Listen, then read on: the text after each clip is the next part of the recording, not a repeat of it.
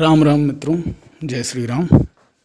आप सभी को प्रभु का आशीर्वाद मिले। चलिए चर्चा करते हैं। सती जी के एक मोह का प्रसंग है, रोचक और ज्ञानवर्धक दोनों ही है। चलिए शुरू करते हैं। एक बार त्रेता जुग माही, शंभु गए कुबंज ऋषि पाही, संग सती जगजननी भवानी, पूजे ऋषि अखिलेश्वर जानी। तो त्रेता युग की बात है। शिव जी अगस्त ऋषि के पास गए और उनके साथ जगजननी माता सती भी थीं। ऋषि ने संपूर्ण जगत के ईश्वर जानकर उनका पूजन किया। शिव जी माता सती के साथ अगस्त ऋषि के आश्रम पहुँचे। वहाँ राम कथा श्रवण की, उन्हें भक्ति का उपदेश देकर कैलाश लौट रहे थे। और रास्ते में भगवान राम नरलीला कर रहे थे, अर्थात सीता जी का पता पूछ रहे थे, लता वृक्ष इत्यादि सबसे पूछ रहे थे। शंकर भगवान अनवसर और जानकर भेद खुल जाने के संशय के कारण निकट नहीं गया। मतलब अवसर सही नहीं लगा उनको, दूर से ही अपना प्रसन्न होकर प्रणाम कर दिए। जय सच्चिदानंद जय पावन कहे, अपना प्रणाम किए। अपना कहे कि पास जाना उचित नहीं है, क्योंकि प्रभु तो नर लीला कर रहे हैं। वो अपना पेड़ पौधे घास फूल पत्ती जो भी मिल रहा है उससे पूछ रहे हैं जानकी माता का पता। तो इस पे संदेह हुआ सती जी को कि सर्वज्ञ भगवान शिव जी एक राजा के लड़के को सच्चिदानंद परधाम कहकर प्रणाम कर रहे हैं। क्योंकि सच्चिदानंद अर्थात व्यापक ब्रह्म, अज अकल अनीह अभेद।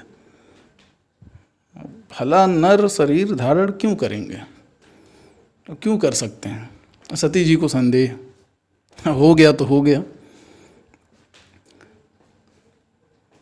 अगर विष्णु भी होते तो इस तरह से व्याकुल होकर नारी को खोजते क्यों फिरते। देखिए यहाँ थोड़ा ऊपर नीचे है।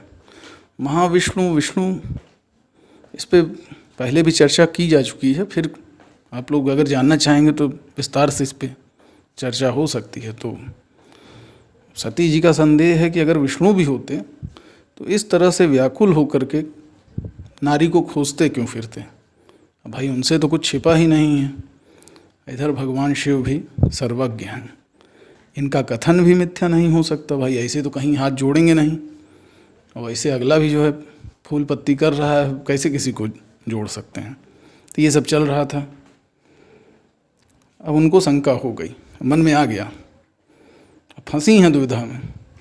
अब मन में सोच लिया उन्होंने कि चलें थोड़ा सा चेक कर लें, पास से टेस्ट ले लें, परीक्षा ले लें जरा। परीक्षा लेने जा रही हैं किसकी, जिसको वो देख रही हैं नर लीला करते हुए, और जिसको स्वयं शिव जी प्रणाम कर रहे हैं, सच्चिदानंद कह रहे हैं। अच्छा ठीक है भाई, अब मन में तो आ गया। तो भगवान शिव ने उनके मन की बात जान ली और शंका समाधान के लिए पहले ही कहा कि रघुनाथ जी की कथा कुभंज ऋषि ने सुनाई, यह वही मेरे इष्ट देव भगवान राम हैं। अब इस समाधान से देखिए, जब मन में कुछ कौतुक आ गया, कुछ मन में आ गया कि नहीं टेस्ट लिया जाए, तो फिर ये टेस्ट लेना है ना। इस समाधान से सती माँ को बोध नहीं हुआ। उन्होंने मांग ली आज्ञा, कहें कि हमको परीक्षा लेने की आज्ञा दीजिए। और आज्ञा पा करके सीता जी का रूप धारण किया और उस मार्ग पर चली जहाँ से राम और लक्ष्मण जी आ रहे थे।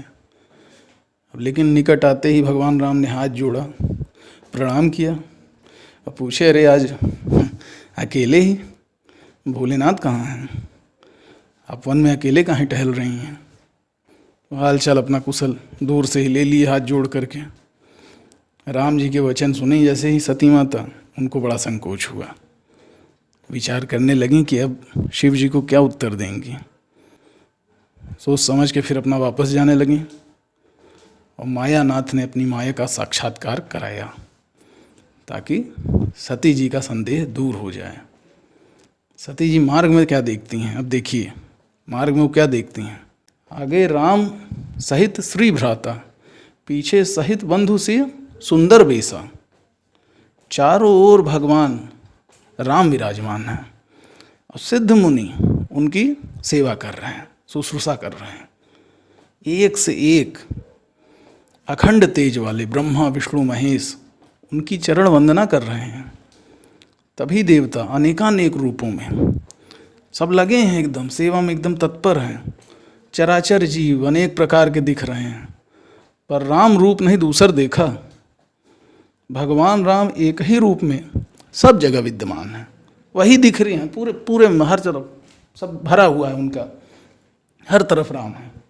जहाँ देख रहे हैं वहीं सती माता, वहीं राम दिख रहे हैं।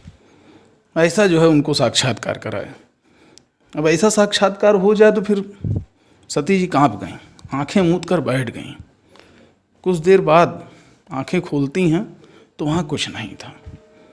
अब सती माँ वापस शिव जी के पास आईं और बोली, कछु न परीक्षा लीन गोसाई, कीन्ह प्रणाम तुम्हारे नाई।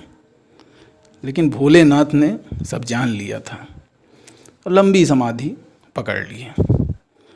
अब सती जी भी दुखी हुई, भगवान राम का स्मरण किया, प्रार्थना की।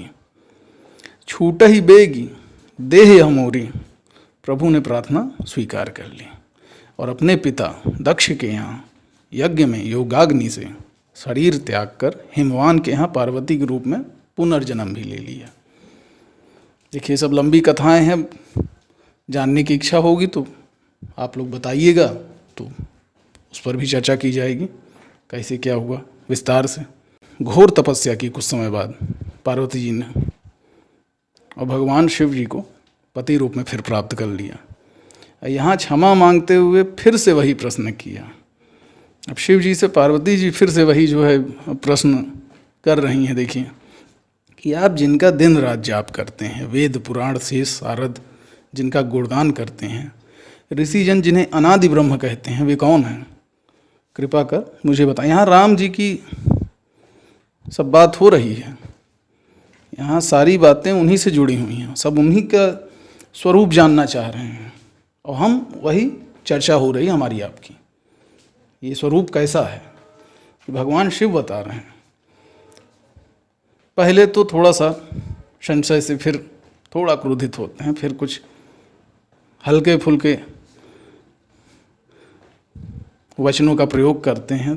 तुम जो कहा राम को गाना, जे ही श्रुति गाव, धरहि मुनि ज्ञाना, कहहि सुनहि अस अधम नर, ग्रसे जे मोह पिशाच पाखंडी, हरिपद विमुख जानहि झूठ न साँच।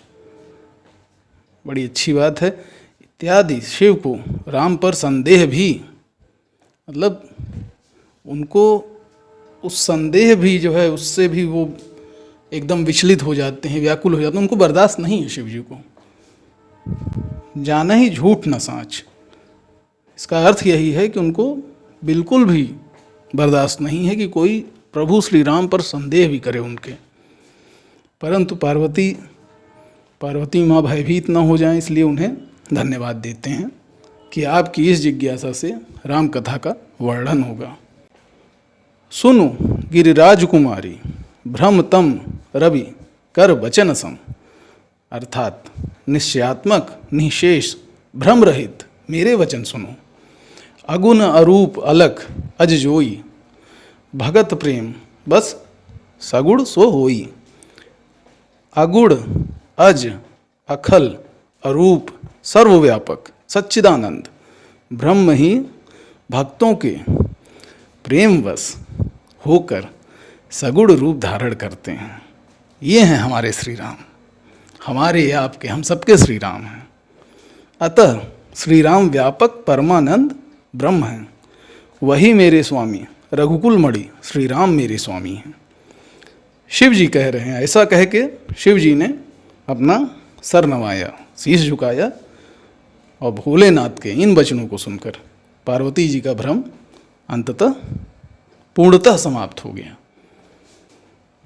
चलिए हम सभी इसको आगे बढ़ाएंगे, प्रभु का नाम लेंगे, जय श्री राम।